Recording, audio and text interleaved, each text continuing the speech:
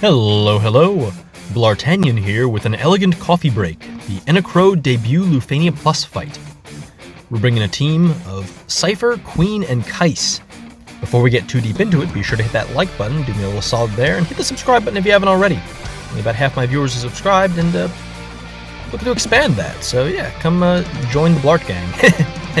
God, that sounds kinda... Anyway, so what we got going on here?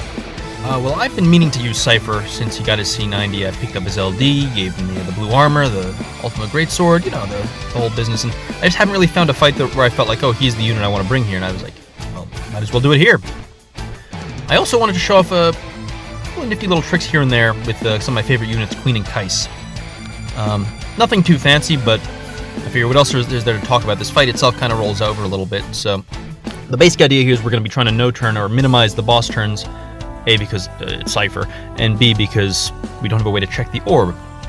So Kais is just using his turn jumping stuff.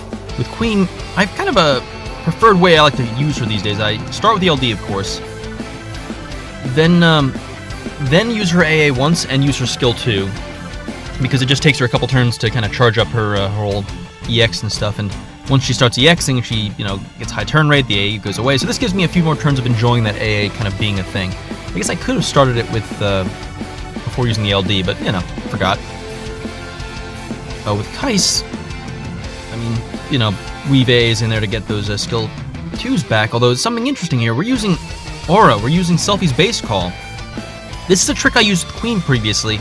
I like to do it after using the skill 2. The thought process I have here, we're going to be getting a little technical, because why the heck not, is I go LD, skill 2, because that thing has a short duration, and so I like doing that so that I can use AAs later in the fight if I need to and not have to worry about it like falling off. And then that means she's one skill away from charging her EX if I use Aura next. And if I use Aura next and make her skill 1 the next turn, the skill she uses, she extends it and basically can keep Aura going using just her skill 1 and her EX rotation, perpetually. Interesting thing I'd forgotten about, though, we're going to go ahead and use her EX now. About Kais, actually, I want to talk about Kais for a second, because something I forgot is with his C90, his EX now extends all of his buffs by 2 turns, so you'll see there he has 1 turn left of Aura, and now he's got 2 turns of Aura.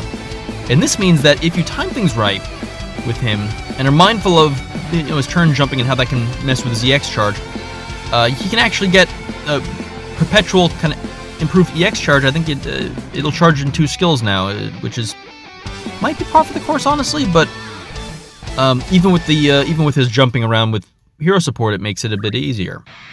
So that's kind of neat. It uses sweet Final Fantasy VIII music because we're using Cypher here. It's been a long time since I've used a non-Kistis Final Fantasy VIII character, hasn't it?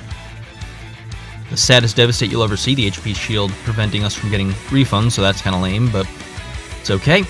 So yeah, that was just a fun little trick that I found you could use with both Kais and with Queen.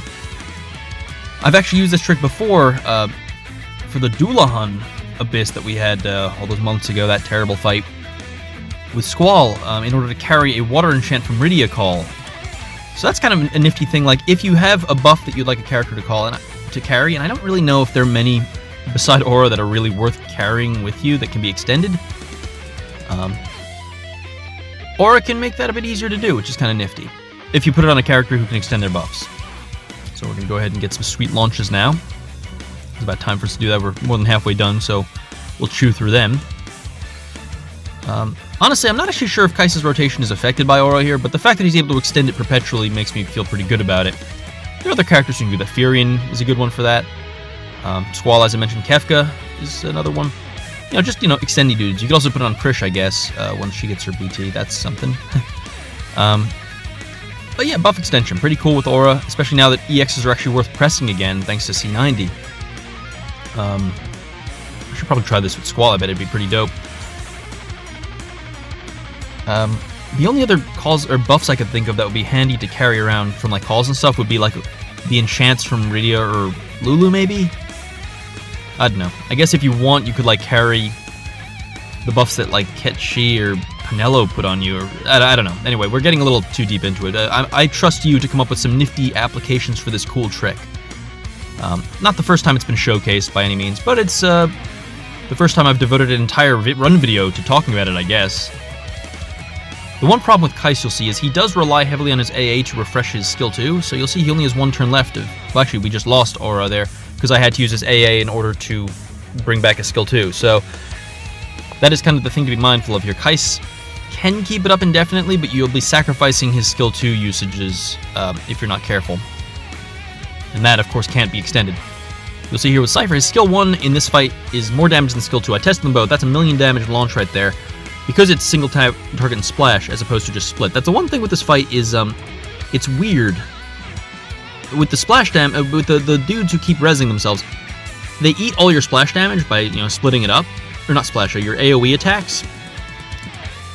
But they also help you hit the orb by giving you more targets for for like splash and stuff. So it's interesting design. I might talk about that more in my next video. Anyway, there you go. I hope you enjoyed. Thank you for watching through the end. I hope this nifty aura trick was entertaining. I'm definitely pulling for Selfie LD for a number of reasons, and that's one of them. But thank you again for watching. I'll see you in the next video, and be well. Adios.